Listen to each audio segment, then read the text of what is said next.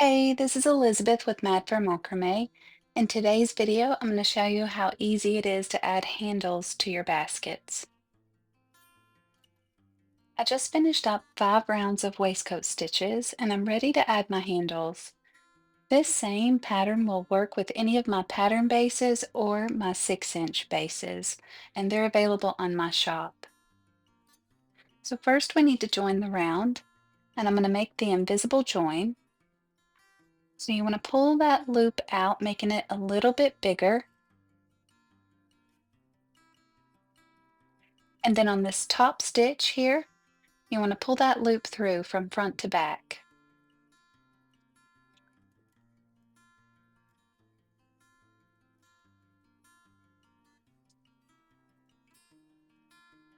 I like to make sure that my loop isn't too big. And as you pull it through, you want to make sure that the size of this loop is the same size as your other top stitches, while keeping the loop big enough to fit your hook through it. So below the loop and to the right, you want to insert your hook in the center of that V, making sure that your hook goes to the center on the front side and on the back side. So pull up a loop. I like to stretch that loop up and then add the second loop on your hook. Yarn over and pull through both loops on your hook.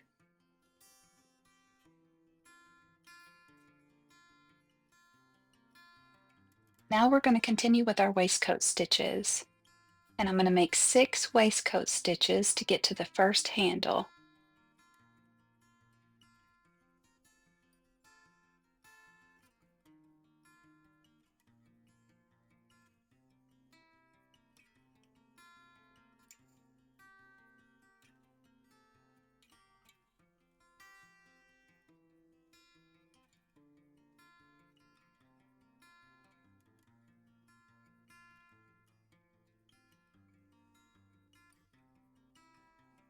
Now that we've made it to the first handle, you should have your invisible join where you started and then 6 waistcoat stitches.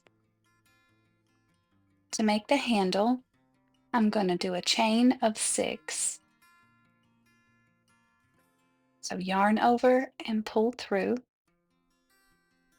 There's 2, 3,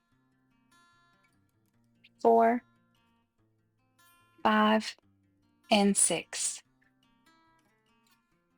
Now we need to attach the chain. For this size, I like to skip 4 waistcoat stitches and then attach on the 5th waistcoat stitch. So we're going to attach the chain by just making a waistcoat stitch.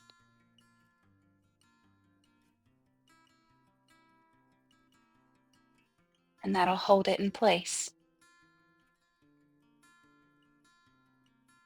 To get to the other handle, you need to make 11 more because we made the one to attach the chain.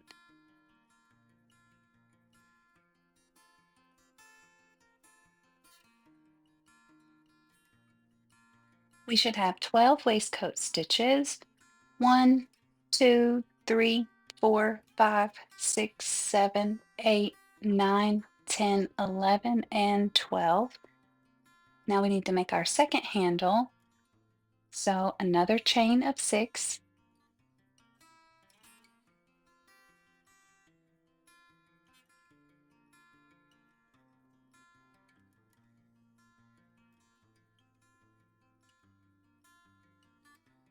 And we're going to skip 4 waistcoat stitches and attach on the 5th. And attach here.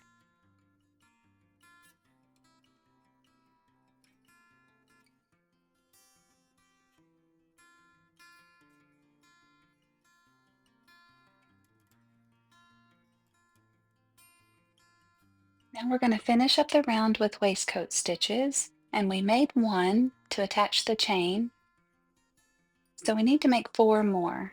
giving us a total of 5.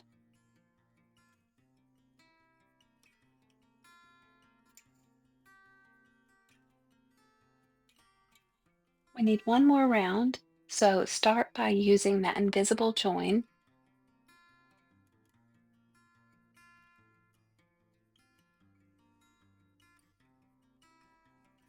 And this loop is way too big.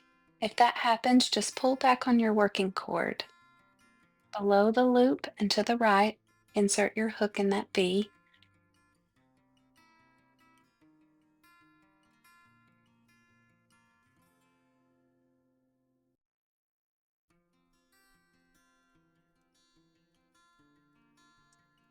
Now just continue making your waistcoat stitches until you get to the first handle.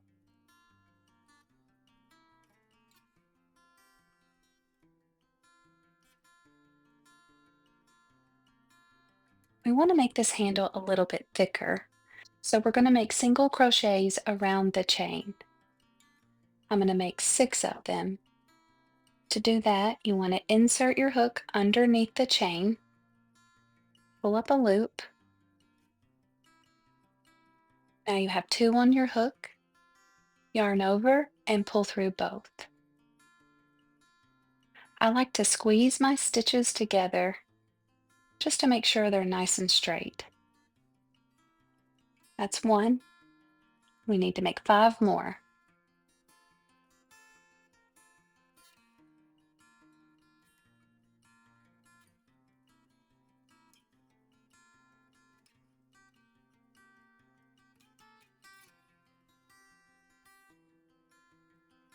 Let's make sure that we have 6. 1, 2, 3, 4, 5, and 6. I'm going to make 1 waistcoat stitch, and then I like to check the spacing of the stitches on my handle.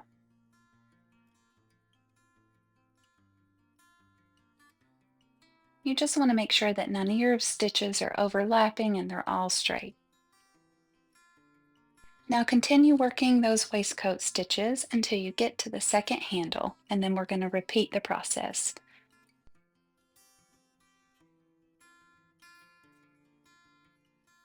Again, we're going to stitch around the chain and make 6 single crochets. So insert your hook underneath the chain, pull up a loop.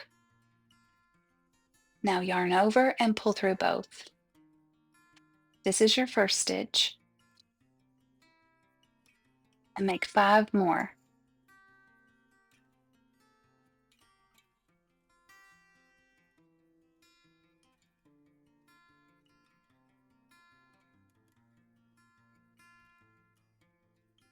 I like to make 1 waistcoat stitch just to check the spacing on my handle.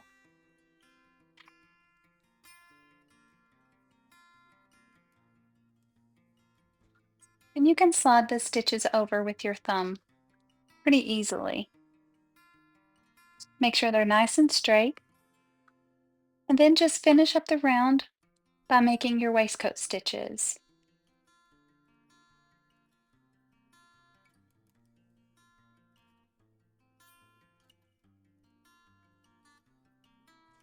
You can cut your yarn and make an invisible close if you like the way this looks.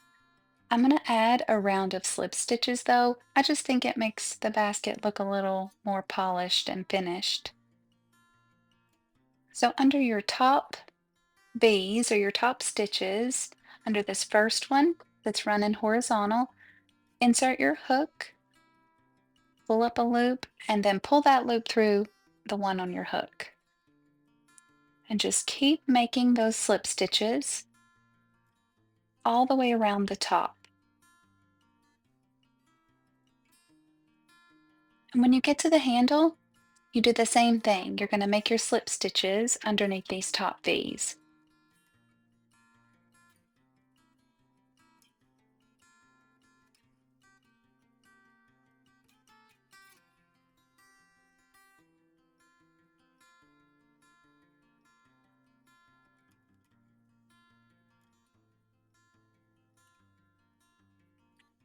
I'm going to finish up these slip stitches and then I'll show you how it turns out. And that's it. I love how the slip stitches look on top. Thank you so much for watching. I hope you enjoyed this tutorial. Please remember to like and subscribe to my channel. And I do have these fall pattern bases available on my shop. I will see you next time.